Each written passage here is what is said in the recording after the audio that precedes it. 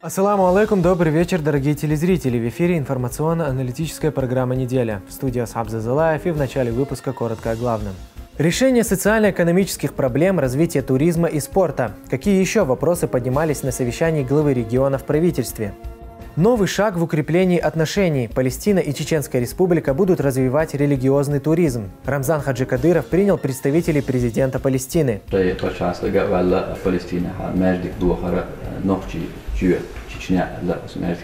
Лучший чтец суры Аль-Фатиха и Ташахуд. В Гудермесе подвели итоги конкурса телерадиокомпании «Путь». Мы должны обучать наших детей к правильному чтению суры Аль-Фатиха и Ташахуда.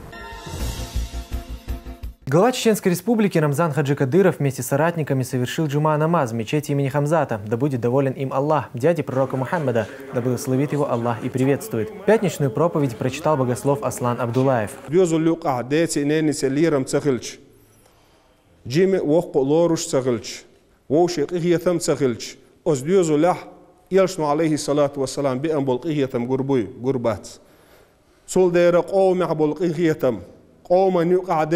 Гурдац иқамма يلشنو عليه الصلاة والسلام دي أندول سيلا دول غلقش كدير زلت شادال بامر من وقت ترخ لا تسبوخ يلشنو عليه الصلاة والسلام إنما بعثت لأتمم مكارم الأخلاق بقول دال وقت ترشا سيلا دول غلقش دار جرحم سند العلم ناخ بوخ بالع دول قام إبالع دلع إبالغ حال داقت حن يقبحون بوخ هون يقبحون ألج يلشنو عليه الصلاة والسلام دي أندول غلقش أز غلقش أدم ديرزر برغتون عدلع أدم أس برغتون عداخ أدمن هو يشون ألشة إز يشسان نبال نعبولشان يشسان يلشنو عليه الصلاة والسلام دي أندول سيلا دول غلقش أس غلقش ديرزر. По завершении проповеди прозвучал призыв на молитву. Верующие выстроились в ряды и совершили намаз. Пребывание в мечети завершилось восхвалением Всевышнего и совершением вирда.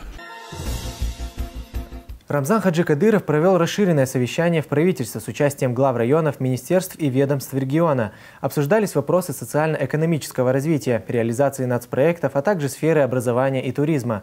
Подробнее расскажет Амина Шахгириева. Первый вопрос, поднятый на совещании, касался национальных проектов, которые реализуются на территории региона. Премьер-министр Муслим Хучиев в своем докладе привел точные данные о показателях и выделенных средствах. Общий объем средств на реализацию национальных проектов составляет 16 миллиардов 246 миллионов рублей. Из них федеральный бюджет 13 миллиардов 114 миллионов и республиканский 614 миллионов. И внебюджетные инвестиции – это более 2,5 миллиардов рублей. ГИС – электронный бюджет из 46 региональных проектов, по которым заключены соответствующие соглашения с федеральными органами исполнительной власти. Реализация региональных проектов ГИС – электронный бюджет утверждены паспорта по 43 региональным проектам. В рамках реализации региональных проектов в 2020 году планируется построить 155 объектов. Это и строительство, и реконструкция на общую сумму более 8,8 миллиардов рублей. В 2020 году в рамках реализации нацпроектов по всем министерствам и ведомствам, по всем региональным проектам установлено достижение 142 показателей. Это по здравоохранению, культуре, демографии, международной кооперации, экспорт, МСП, образование, экология, безопасные, качественные автомобильные дороги, жилье и городская среда, в том числе и цифровизация экономики.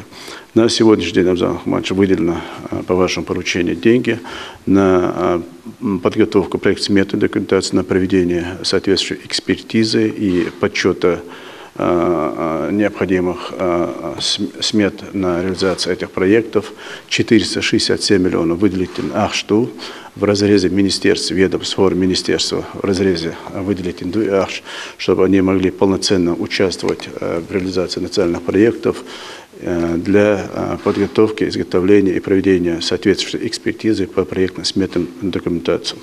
Следующий вопрос касался системы образования. Глава республики поручил Идрису Байсултанову более предметно проработать вопрос подготовки молодых специалистов. Если человек не соответствует, если он хилмая системе, технику сразу поменять руку, если есть на кого поменять, поменять, уже он ищу, поехал, он не устраивает, есть обоснованный, вот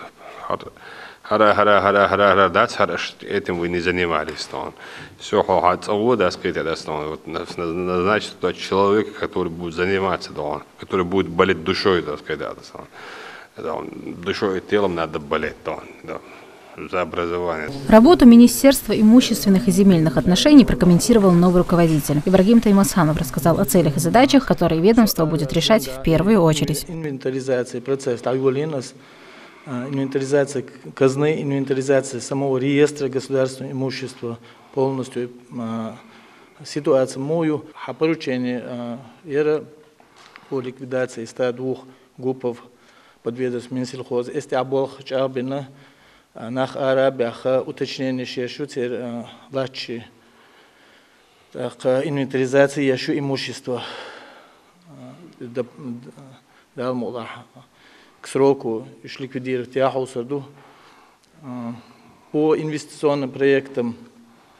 По вашему поручению инвестиционный проект курировать яшу, согласовывать яшу, на сегодняшний день 236 инвестиционных проектов. 2020 год в Чеченской Республике объявлен годом туризма. Рамзан Хаджи Кадыров отметил, что эту сферу необходимо активно развивать, ведь число желающих посетить регион стремительно растет.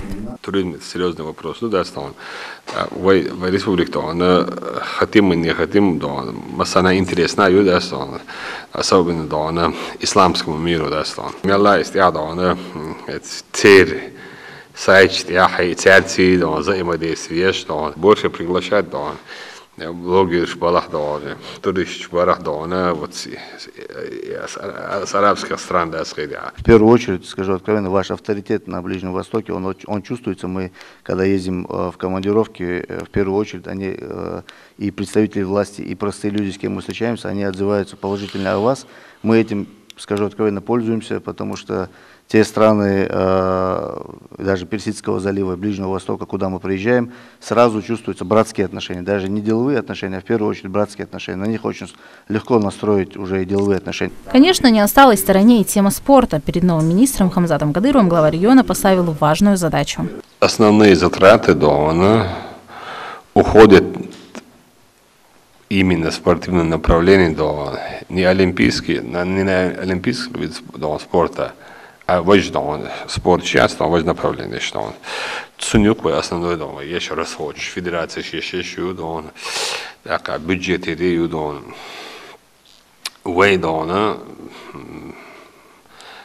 внимание еще олимпийский вид спорта основной акцент, а важно коммерческих организаций чтобы зарабатывать деньги, шоу, что он цигат, ММА или профессиональный бокс, или что он больше нацелен, чтобы зарабатывать деньги. Начни с детско-юношеский спорт. У нас есть хороший потенциал, есть хорошие, крепкие, от природы, выносливые дети. И спорт как будто заново спорт, акцент еще. В завершении глава региона выразил уверенность в том, что Кабинет министров справится с поставленными задачами и сумеет обеспечить устойчивое развитие экономической и социальной сферы региона, ведь для этого имеются все возможности. Амина Шахгириева, Аслан Висхаев при поддержке пресс-службы главы правительства Чеченской Республики. Неделя. Чеченскую республику посетила делегация из Палестины во главе с советником президента Махмудом Аль-Хабашем. Программа пребывания делегатов насыщенная. Встречи с министрами, участие в телепередаче и посещение святынь. Кроме этого, в Муфтияте был подписан договор о религиозном туризме. Подробности узнаете далее в сюжете. Делегацию с Ближнего Востока во главе с советником президента Палестины тепло приветствует муфти республики Салах Хаджи Межиев. Вместе они посетили кладбище в Ахмад-Юрте, где захоронен первый президент Чеченской республики Ахмад Хаджи Кадыров. Позже гости встретились с главой региона. Стороны обсудили вопросы развития экономических, культурных и духовных связей между Палестиной и Чеченской республикой. Также обсуждался вопрос палестино-израильского конфликта. Так называемую сделку века, предложенную Дональдом Трампом, Махмуд Аль-Хаббаш считает неприемлемой. Согласно документу, Иерусалим вместе с расположенной на его территории мечетью Аль-Акса становится частью Израиля.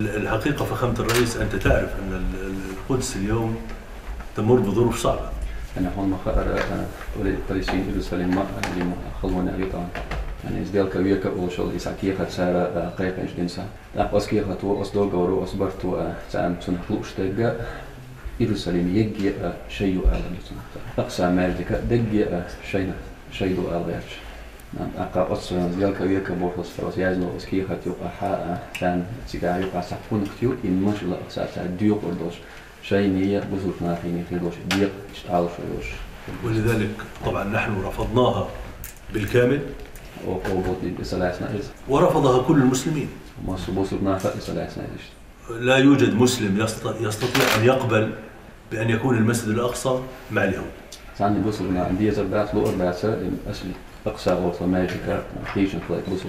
Конфликты в мусульманских странах подогреваются и разрастаются при непосредственном участии западных стран, отмечает Рамзан Хаджи Кадыров. План Трампа по урегулированию конфликта глава региона называет преступлением против всей уммы.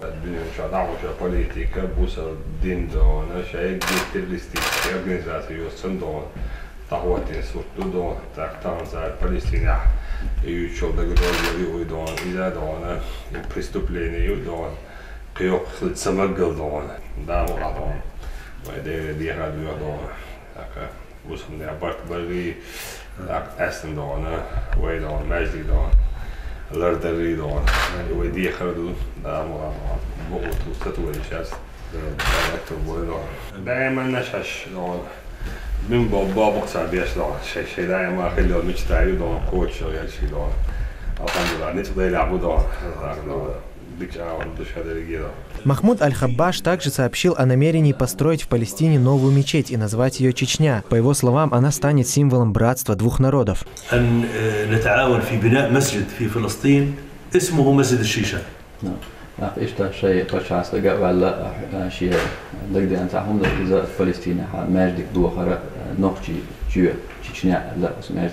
ونرفع عليه علم فلسطين وعلم الشيشة.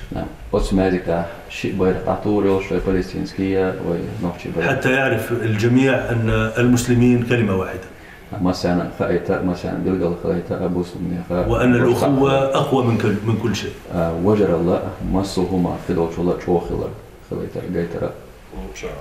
Позже в Муфтиате стороны подписали соглашение о развитии религиозного туризма. Благодаря этому жители республики смогут регулярно посещать святыни Палестины. Это станет еще одним шагом в укреплении отношений между народами. Асхаб Зазалаев, Аслан Висхаев при поддержке пресс-службы главы и правительства Чеченской Республики. Неделя.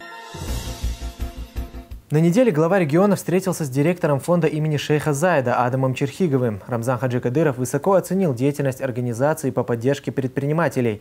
За 3 года было рассмотрено и одобрено свыше 200 проектов на общую сумму 1 миллиард 119 миллионов рублей. Удалось создать 391 рабочее место. Напомню, что фонд был учрежден в рамках договоренности с наследным принцем Абу-Даби Мухаммадом бин Заидом Аль-Нахаяном и стал важным инструментом развития малого и среднего бизнеса на территории Чеченской Республики. Молодежь привлечь фонд Цидона, Абу Бобичи, развитие малого и среднего бизнеса, успех еще достан.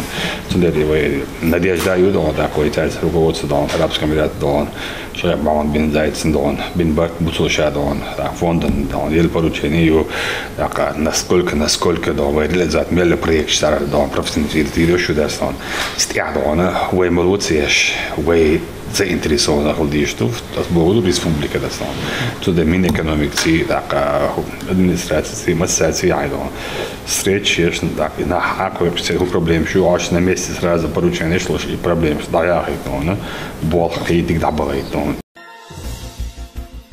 Еще одно сердце открылось для истины. Депутат городского совета Уфы Юлия Романчева приняла религию Аллаха в стенах Духовного управления мусульман Чеченской Республики. В присутствии муфтия Салаха Хаджи Межиева она произнесла слова шахады, после чего взяла себе новое имя – Амалия. В регионе Романчева бывает часто, поэтому не понаслышке знает о красоте религии ислам. В завершении церемонии женщине подарили религиозную литературу.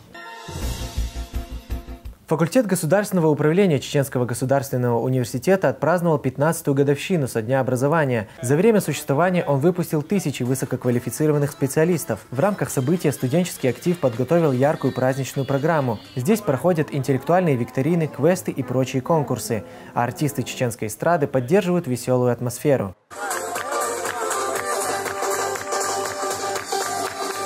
Будущие управленцы показывают отличные результаты на международных форумах и олимпиадах, много грамот и кубков и со спортивных соревнований. За 15 лет факультет подготовил плеяду высококвалифицированных специалистов в области управления. Особое внимание на факультете уделяется развитию научного и интеллектуального потенциала наших студентов. Наши студенты становятся победителями и призерами различных престижных олимпиад, конкурсов и соревнований. Студенты занимают лидирующие позиции в таких престижных всероссийских конкурсах, как Кубок «Управляй» и «Я профессионал». Наши выпускники занимают лидирующие, руководящие должности в различных министерствах, ведомствах нашей республики. Глава администрации Грозненского муниципального района Рустам Абазов провел совещание с главами сельских поселений, руководителями организаций и районных служб. Обсуждался ряд вопросов, касающихся системы образования, сельского хозяйства и оплаты коммунальных услуг. Подробности далее в сюжете. Проблемы системы образования, перспективы развития дошкольного образования, сбор платежей за коммунальные услуги и положение дел в сельском хозяйстве. Вот 4 основные темы, которые стоят на повестке. Огромные скачки вперед в плане образования, жилищно-коммунального хозяйства, сельскохозяйственного направления и в дошкольном направлении. Поэтому сегодня мы акцентируем внимание именно в этих направлениях, так как Рамзан Ахматович дал даже на предыдущих совещаниях конкретные реальные поручения для того, чтобы обеспечить школьные учреждения материально-технически необходимыми предметами, которые бы способствовали бы улучшению в системе образования. А то, что касается сельскохозяйственного направления, это направление у нас все арендаторы, мы очень часто с ними встречаемся, земли обрабатываются, у нас сейчас закончился определенный промежуток посева. Хочу подчеркнуть, ни один метр земли не остается необработанным. Взыскание долгов по ЖКХ – самая острая проблема в районе. Несмотря на комплекс выполняемых профилактических работ, задолженность потребителей за коммунальные услуги все еще большая. С каждым годом у нас население растет, и, соответственно, у нас и границы тоже они определены, но домовладения растут, и потребление газа оно тоже растет. Для того, чтобы проложить эту инфраструктуру, нужны определенные финансовые средства. И сегодняшний основной акцент мы сейчас сделали на том, чтобы люди понимали, что за потребленный газ, свет, воду нужно платить своевременно и вовремя. Что касается системы образования, то здесь самая главная проблема – это трехсменка в школах. В одном Грозненском районе эти неудобства испытывают сразу 6 школ. Три смены занимаются у нас обучающиеся в Волханкалинской первой школе, Беркат-Юрт, Ильиновка, Первомайка, Толстоюрт-2.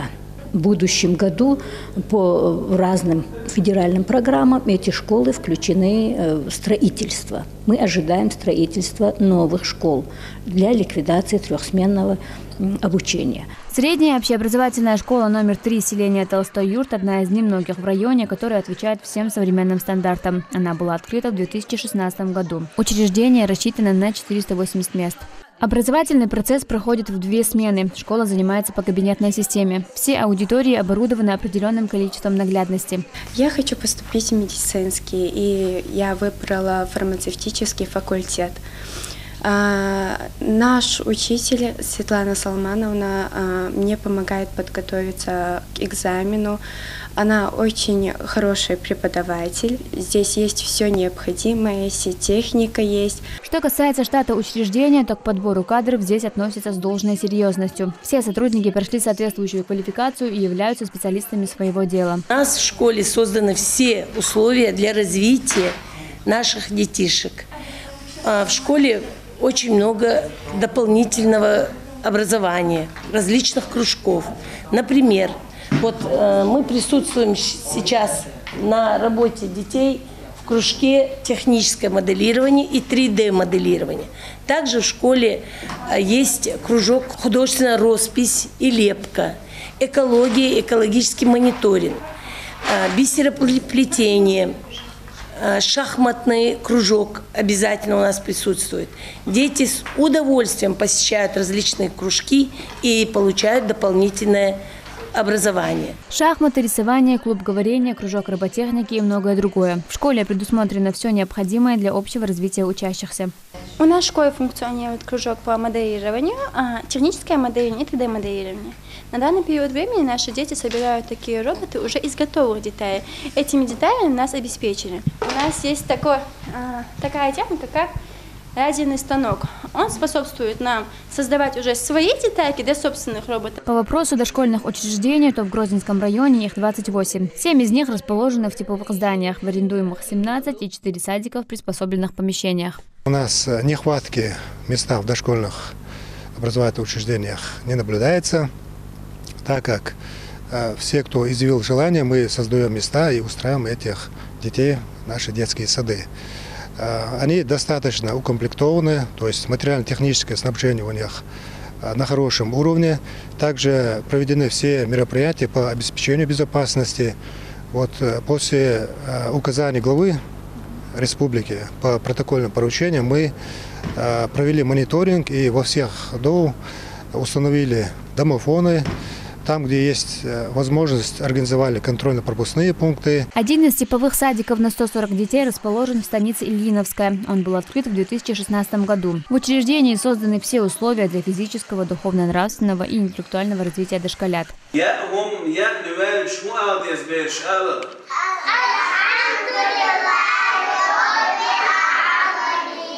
Игровые комнаты, отдельные спальные помещения, музыкальный зал, пищеблок, медкабинет и административные комнаты. Все помещения оснащены современным оборудованием.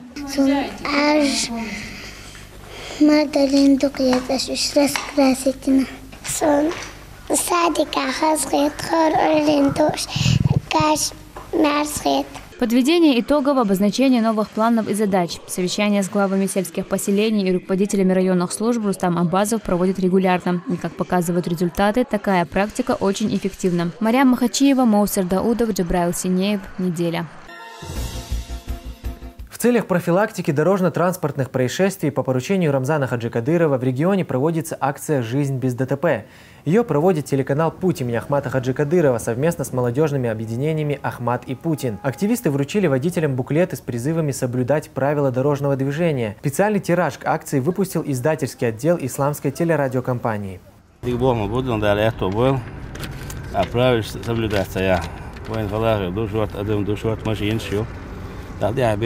Ребята выстроились вокруг кольцевого движения с плакатами, с призывами соблюдать правила дорожного движения. Еще подготовленные сотрудниками ТРК «Путь» раздаются буклеты, где с точки зрения религии ислам дается разъяснение по тому, как и для чего нужно в первую очередь соблюдать правила дорожного движения. В Гудермесе прошло награждение победителей республиканского конкурса «Лучший чтец суры Аль-Фатиха» и Ташахуд. Его организовала телерадиокомпания «Путь» имени Ахмата Хаджи Кадырова. Участникам нужно было записать видео с чтением молитв и загрузить к себе на страницу в Инстаграм. По каким критериям отбирали лучших и кто стал победителем, знает Ева Тайсумова. Республиканский конкурс «Лучший чтец суры Аль-Фатиха» и Ташахуд проходил больше месяца. Среди участников конкурса были не только жители республики, но и соседних регионов и даже зарубежья.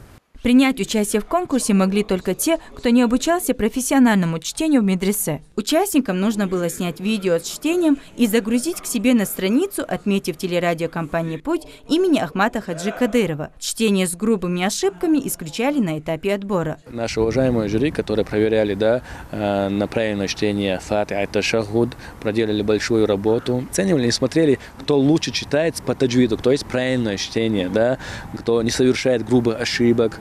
И исходя из этого, они выбрали 3 лучших среди 31 человека. И, иншаллах, такие благородные конкурсы у нас будут все чаще и чаще делаться. В связи с большим потоком заявок конкурс был продлен до 1 марта. Во втором этапе из 31 участника определились финалисты. Первое место заняла Ясмина Эльдаева, второе – Раяна Ибрагимова, а третье досталось Мохмад Амину Исрапилову. Их наградили почетными грамотами, денежными призами и книгами о первом президенте Чеченской Республики, герое России Ахмат Хаджи Кадырове.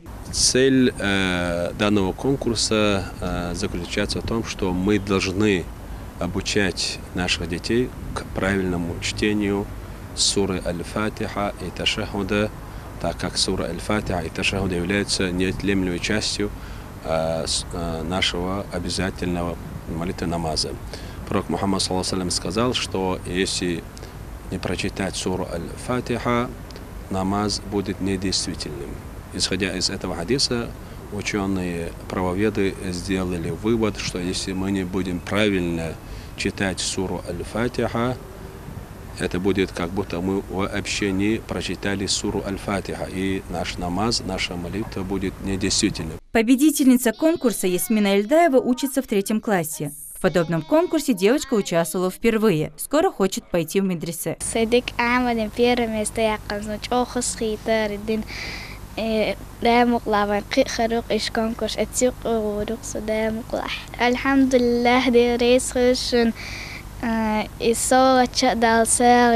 Организаторы надеются, что подобные конкурсы будут побуждать верующих изучать свою религию и учиться правильно читать Коран. Проводить такие состязания теперь будут регулярно. Ева Тайсумова, Имран Абазаев, Аюб Шахидов. Неделя.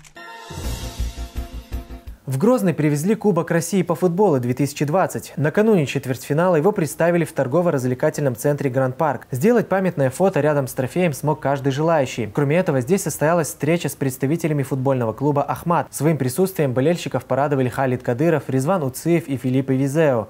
Напомним, что 4 марта состоялся второй четвертьфинальный матч Кубка России между футбольным клубом «Ахмат» и питерским «Зенитом». В этой игре победу одержала команда «Зенит» со счетом 2-1 и вышла в полуфинал. И на этом мы завершаем наш выпуск. Хороших вам новостей. Адикиошу, марш айл.